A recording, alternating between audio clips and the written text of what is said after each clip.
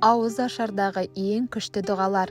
Аса қамқор, ерекше мейірімді Алланың атымен бастаймын.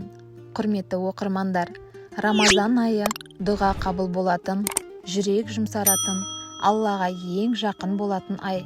Осы айда баршамыз күндіз ауыз бекітіп, кешке ауыз ашамыз. Бірақ көп адам бір маңызды нәрсені ескере бермейді. Ол ауыз ашар сәтіндегі дұғаның күші. Пайғамбарымыз Мұхаммед саллаллаху алейхи уассалам 3 адамның дұғасы кері қайтпайды. Әділ басшының дұғасы, жолаушының дұғасы және ауыз бекіткен адамның ауыз ашардағы дұғасы деген. Яғни ауыз ашар сәті Аллах тағала құлдарының дұғасын қабыл ететін ерекше уақыт. Ауыз ашар сәтінің құдіреті. Ораза ұстаған адам күні бойы Алла разылығы үшін ішіп жемейді, нәпсісін тыяды, сабыр етеді. Міне осындай халде адам әлсіз, жүрегі жұмсақ, тілі шынайы болады. Сондықтан дәл осы сәтте жасалған дұға Алланың құзырына тез жетеді. Өкінішке қарай кейде біз ауыз ашарда телефон шұқылаймыз, асығып тамаққа бас саламыз, дұғаны ұмытып кетеміз. Ал шын мәнінде ауыз ашар тек ас ішу емес, дұға уақыты. Пайғамбарымыз оқыған ауыз ашар дұғасы. Ең алдымен пайғамбарымыз саллаллаху алейхи уассалам ауыз ашарда оқыған дұғаны айтайық. Уа Алла, сен үшін ораза ұстадым, саған иман келтірдім, саған тәуекел еттім, және сенің ризық несібеңмен ауыз аштым. Бұл дұға оразаның мәнін толық қамтитын дұға. Ауыз ашарда кем дегенде осы дұғаны айту сүннет. Тағы бір қабыл болатын дұға, тағы бір хадисте келген дұға. Шөл қанды, тамырлар ылғалданды, Алла қаласа сауап бекіді.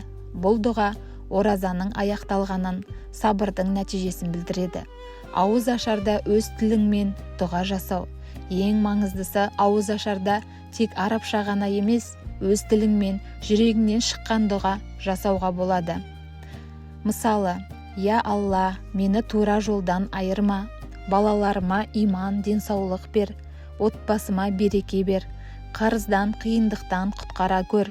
Бұл сәтте өзің үшін, ата-анаң үшін, балаң үшін, тіпті бүкіл үммет үшін дұға етуге болады. Аллах тағала шынайы шыққан дұғаны жақсы көреді. Ауыз ашарда не сұраған дұрыс?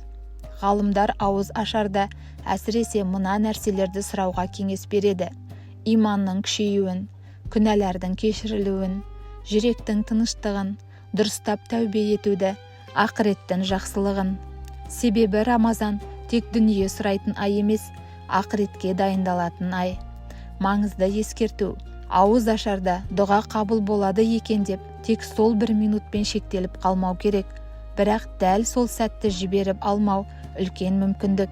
Ең дұрысы, ауыз ашар алдында 1-2 минут тынышталып, ниетті түзеп, Алладан шын сұрау. Тамақты да асықпай, шүкіршілікпен ішу үлкен сауап. Қорытынды: құрметті көрермендер, ауыз ашар жай ғана дастархан емес, бұл дұға қабыл болатын алтын уақыт. Бәлкім, бір ауыз ашарда айтылған бір ғана дұға тағдырыңды өзгертер, жүрегіңізді тыныштандырар, өміріңізге береке әкелер. Сондықтан бүгіннен бастап ауыз ашарда дұғаны ұмытпайық. Алла баршамыздың оразамызды, дұғамызды қабыл етсін. Әумин. Бүгінгі тақырып пайдалы болса, арнаға тіркеліп, лайк басып, комментарий жазып, басқа жақындарыңызбен бөлісе отырыңыз.